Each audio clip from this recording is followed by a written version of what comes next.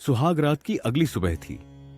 प्रिया की जिंदगी का पहला सवेरा, एक नए घर में, नए रिश्तों के साथ। उसकी रसोई में पहली बार चूल्हा जला था।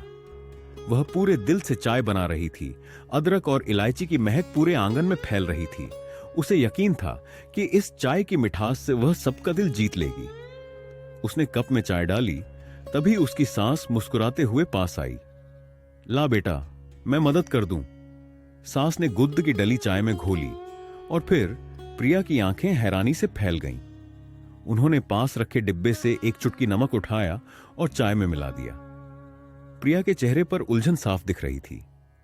चाय में नमक, यह कैसा रिवाज था? लेकिन सास के चेहरे पर इतनी शांति थी जैसे यह दुनिया की सबसे आम बात हो।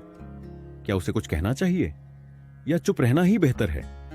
यह उसकी पहली रसोई थी और पहले ही दिन एक ऐसा सवाल खदड़ा हो गया था जिसका उसके पास कोई जवाब नहीं था। यह तो बस शुरुआत थी। रसहीनपुर गांव की अजीब बातें एक एक करके प्रिया के सामने खुल रही थीं। उसने दोपहर में बच्चों को देखा जो मीठे रसीले आमों पर तीखा लाल मिर्च का अचार लगाकर खा रहे थे और हंस रहे थे। खेतों में काम करने वाले किसान अपनी रोटी को किसी सब्जी या दाल में नहीं, बल्कि एक कटोरी सादे पानी में डुबोकर खा रहे थे। उनके चेहरों पर कोई शिकन नहीं थी, जैसे यही उनका रोज का खाना हो। शाम को जब ससुर जी खाना खाने बैठे तो प्रिया ने देखा कि उनकी थाली में उबली हुई सब्जी थी, जिसमें न नमक था, न हल्दी, न कोई मसाला। वह बेस्वाद सब्जी को ऐसे खा रहे थे जैसे कोई पकवान हो। प्रिया का दिल डूब गया। यह जगह अजीब थी। यहां खाने का मतलब सिर्फ पेट भरना था, स्वाद का कोई मोल नहीं था। उसका मन घबरा रहा था। क्या वह ऐसी जगह पर अपनी पूरी जिंदगी गुजार पाएगी जहां खाने की रूह ही गायब थी? प्रिया ने फैसला किया कि वह इस बेस्वाद दुनिया को बदल कर रहेगी। उसने अपनी पहली बद्धी रसोई की तैयारी की। उसने अपनी मां का सिखाया हुआ हर हुनर लगा दिया। आलू गोभी की सब्जी मसालों की खुशबू से महक रही थी और साथ में फुलके जैसी नरम रोटियां। उसने बड़े प्यार से थाली परोसी। पूरा परिवार खाने बैठा। सबने पहला निवाला मुंह में डाला और उनके चेहरे पर स्वाद की खुशी नहीं, बल्कि घिन और हैरानी थी। सबने खाना नीचे रख दिया। उसकी सास ने धीरे से कहा, बहू, यह कैसा खाना है? इसमें से तो अजीब सी तेज गंध आ रही है। ये ठीक नहीं लग रहा। प्रिया के कानों में ये शब्द किसी हथौड़े की तरह लगे। उसकी सारी मेहनत, सारा प्यार एक पल में मिट्टी में मिल गया था। उसकी आंखों में आंसू भर आए। जिस खाने को वह मोहब्बत का इजहार समझती थी, वह यहां एक गलती बन गया था। उस रात प्रिया अपने कमरे में फूट फूट कर रोई। रोहन ने उसे संभाला और उसके आंसू पोंछे। क्या हुआ प्रिया? तुमने तो बहुत मेहनत की थी। प्रिया ने सिसकते हुए कहा, मैंने कुछ गलत किया क्या रोहन? मेरे घर में तो सब उंगलियां चाटते रह जाते थे। यहां किसी को मेरा बनाया खाना पसंद क्यों नहीं आया? रोहन ने एक गहरी सांस ली। उसका चेहरा उदास हो गया। प्रिया, गलती तुम्हारी नहीं है, गलती इस गांव की है। हम लोग ऐसे ही हैं। हमारे लिए खाने का मतलब सिर्फ पेट भरना है। स्वाद क्या होता है हमें पता ही नहीं। यह सिर्फ मेरे घर की बात नहीं, पूरे रसहीनपुर की कहानी है। प्रिया ने हैरानी से रोहन की तरफ देखा। उसे लगा वो कोई मजाक कर रहा है, पर रोहन की आंखों में एक गहरी सच्चाई थी, एक उदासी थी जिसे उसने आज तक नहीं देखा था। स्वाद का पता ही नहीं, यह कैसे मुमकिन था? अगले कुछ दिन प्रिया ने चुपचाप घर के तौर तरीके अपना लिए। वह बिना मसाले की सब्जियां बनाती, सब जैसा खाते वैसा ही खाती, पर उसका दिल हर निवाले के साथ रोता था। एक दोपहर वह आंगन में बैठी थी जब उसकी नजर गांव की एक बूढ़ी औरत पर पड़ गई। वह एक पेड़ेंच के नीचे अकेली बैठी थी। उसने अपनी पोटली से हल्दी की एक सूखी गांठ निकाली। वह उसे खा नहीं रही थी, बस अपनी नाक के पास ले जाकर उसे सूंघ रही थी। और फिर वह धीरे धीरे रोने लगी। उसकी आंखों से आंसू बह रहे थे, जैसे वह किसी भूली हुई याद को महसूस करने की कोशिश कर रही हो। प्रिया का दिल दहल गया। उस बूढ़ी औरत के आंसुओं में उसे अपने सवाल का जवाब छिपा हुआ नजर आया। उसी शाम उसकी सास ने उसके कंधे पर हाथ रखा और कहा, बहू, अब से तुम वैसे ही खाना बनाना जैसा हम बनाते हैं। इस घर में यही रिवाज है। यह सलाह नहीं, एक चेतावनी थी। उस रात प्रिया को नींद नहीं आई।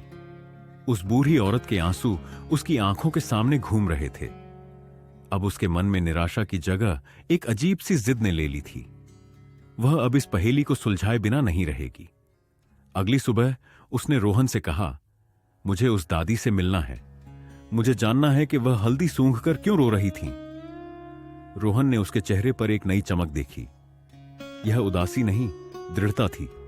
उसे पहली बार लगा कि शायद जो आज तक नहीं बदला वह बदल सकता है। उसने प्रिया का हाथ थाम लिया और कहा, मैं तुम्हारे साथ हूं प्रिया, चलो हम दादी को ढूंढते हैं। प्रिया के लिए यह बहुत बड़ी बात थी। अब वह इस लड़ाई में अकेली नहीं थी। उसका पति, जो इस बेस्वाद दुनिया में पैदा हुआ था, अब स्वाद की खोज में उसके साथ खद्दा था। प्रिया और रोहन को दादी अपने छोटे से घर के आंगन में मिली।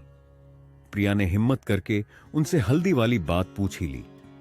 दादी की आंखों में पहले तो डर दिखा, फिर सालों का दबा हुआ दर्द बाहर आ गया। उन्होंने बताना शुरू किया, यह आज की बात नहीं है बेटी, 100 साल पुरानी बात है। इस गांव का नाम हमेशा से रसहीनपुर नहीं था। तब यहां के खाने की दूर दूर तक चर्चा थी। दादी ने बताया कि कैसे सरपंच के पुरखे ने एक पहुंचे हुए आरश्य का अपमान किया था। उन्होंने आरश्य को खाने में सूखी रोटी और सादा पानी दे दिया था।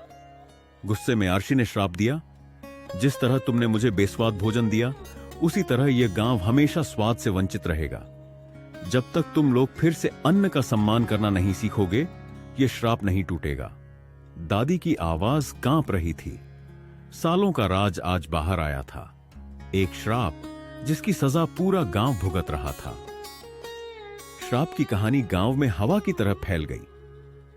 प्रिया अब लोगों को समझाने की कोशिश करती, लेकिन कोई उसकी बात नहीं सुनता था। सबसे बड्ढा रोद्दा थे सरपंच जी। एक दिन पंचायत में उन्होंने प्रिया को सबके सामने खद्दा कर दिया। यह शहर की लड़की हमारे गांव का माहौल खराब कर रही है। यह हमारे पुरखों के रिवाजों को बदलना चाहती है। श्राप व्राप सब बूढ़ी औरतों की कहानियां हैं। जैसा चल रहा है वैसा ही चलेगा। उनका रौब और भारी आवाज के सामने कोई बोलने की हिम्मत नहीं कर सका। प्रिया अकेली खद्दी थी, पर उसकी आंखों में डर नहीं था। उसे सरपंच जी की आंखों में गुस्सा नहीं, बल्कि एक अजीब सा डर दिखाई दे रहा था। शायद वह सच से डर रहे थे। प्रिया ने मन में ठान लिया, वह हार नहीं मानेगी। यह सिर्फ खाने की बात नहीं थी, यह पूरे गांव की आत्मा को वापस लाने की लड़ाई थी। सरपंच की डांट के बाद प्रिया कुछ दिनों के लिए चुप हो गई, लेकिन उसने हिम्मत नहीं हारी थी। दादी ने उसे बताया था कि श्राप को एक महाभोग से तोड़ा जा सकता है, जिसमें 56 तरह के पकवान बनाकर देवी अन्नपूर्णा को चढ़ाने होंगे। लेकिन इसके लिए किसी को तो स्वाद की पहली झलक दिखानी होगी। प्रिया ने एक रात चुपके से अपनी रसोई में थोड़ी सी खीर बनाई, सही नाप से दूध, चावल, चीनी और इलायची डालकर। वह कटोरी लेकर सीधे दादी के पास गई। दादी, यह खाकर देखो। दादी ने डरते डरते एक चम्मच खीर अपने मुंह में रखी और फिर जादू हो गया। 80 साल में पहली बार उनकी जीभ ने मिठास को पहचाना। उनकी बूढ़ी आंखों में हैरानी और फिर खुशी के आंसू छलक पड़े। वह बच्चों की तरह रोने लगी। मीठा, यह मीठा है बेटी। मुझे याद आया, मेरी मां ऐसी ही खीर बनाती थी। वह एक भूली हुई जन्नत थी जो आज उन्हें वापस मिली थी। प्रिया की आंखों में भी खुशी के आंसू थे। यह एक चम्मच खीर नहीं, उम्मीद की पहली किरण थी। दादी के मीठा छकने की खबर एक कानाफूसी बनकर पूरे गांव में फैल गई। कुछ लोग शक करते, कुछ में उम्मीद जागती। इसी बीच सरपंच जी का अपना बेटा बेस्वाद खाना खा खाकर बुरी तरह बीमार पड़ी डीडीएच गया। वैद्य ने कहा कि इसके शरीर में जरूरी पोषक तत्वों की कमी हो गई है। सरपंच का सारा गुरूर टूट गया। वह अपने बेटे की हालत के आगे बेबस थे। उसी रात वह खुद प्रिया के दरवाजे पर आए। उनकी आंखों में गुस्सा नहीं, एक हारी हुई पिता की लाचारी थी। उन्होंने अपने घर की पुरानी संदूक से एक धूल भरी पुरानी किताब निकाली और प्रिया के हाथों में रख दी। यह हमारे पुरखों की व्यंजनों की किताब है। दादी कहती थीं, इसमें महाभोग की विधि है। मेरे बेटे को बचा लो, बहू, इस गांव को बचा लो। यह सरपंच का समर्पण था। अब पूरा गांव प्रिया के साथ खड़ा था, एक नाजुक सी उम्मीद के सहारे। वह दिन रसहीनपुर के इतिहास का सबसे बद्धा दिन था। गांव के बीचों बीच बद्धे बद्धे चूल्हे जलाए गए। प्रिया उस पुरानी किताब और दादी की धुंधली यादों के सहारे सबको निर्देश दे रही थी। यह एक खूबसूरत पर अफरा तफरी से भरा नजारा था। कोई मसालों को सिर्फ सूंघ कर पहचानने की कोशिश कर रहा था, कोई पहली बार हल्दी के पीले रंग को देखकर हैरान था। औरतें, मर्द, बच्चे सब एक साथ काम कर रहे थे। किसी को नहीं पता था कि वे जो बना रहे हैं उसका स्वाद कैसा होगा। वे बस एक भरोसे पर काम कर रहे थे, प्रिया के भरोसे पर। हवा में पहली बार भुने हुए जीरे, पिसी हुई इलायची और अदरक लहसुन की महक घुल रही थी। यह सिर्फ खाना नहीं बन रहा था, एक टूटा हुआ, बिखरा हुआ गांव फिर से एक हो रहा था, उम्मीद की आंच पर पक रहा था। शाम तक 56 भोग तैयार थे। पूरा गांव देवी अन्नपूर्णा के छोटे से मंदिर के सामने इकट्ठा हुआ। थालियों में सजा खाना देवी को अर्पित किया गया। आरती की घंटियां बजीं और जब महाआरती खत्म हुई तो सबने प्रसाद की पहली कटोरी उठाई। एक पल के लिए पूरी तरह खामोशी छा गई। सबने पहला निवाला मुंह में रखा और फिर एक साथ सैकड़ों आंखों में हैरानी की लहर दौड़ गई। किसी की आंखें फैल गईं, किसी के मुंह से हल्की सी चीख निकल गई। फिर आंसू, खुशी के, आश्चर्य के, सालों के गम के। उन्होंने पहली बार नमक का खारापन, चीनी की मिठास, इमली की खटास और मिर्च के तीखेपन को महसूस किया था। श्राप टूट चुका था। वह सिर्फ प्रसाद नहीं था, वह उनकी खोई हुई जिंदगी का पहला स्वाद था। कुछ महीने बीत गए। रसहीनपुर अब रसपुर बन चुका था, स्वाद का शहर। गांव के बाजार में अब मसालों और ताजी सब्जियों के ठेले लगते थे। हर घर की रसोई से अब सिर्फ धुआं नहीं, खाने की लजीज महक उठती थी। दोपहर में अब पानी में रोटी नहीं डुबोई जाती थी और बच्चे आम के साथ अचार नहीं खाते थे। सरपंच जी ने प्रिया को रसपुर की अन्नपूर्णा की उपाधि दी थी। एक सुबह प्रिया और रोहन अपने आंगन में बैठे थे।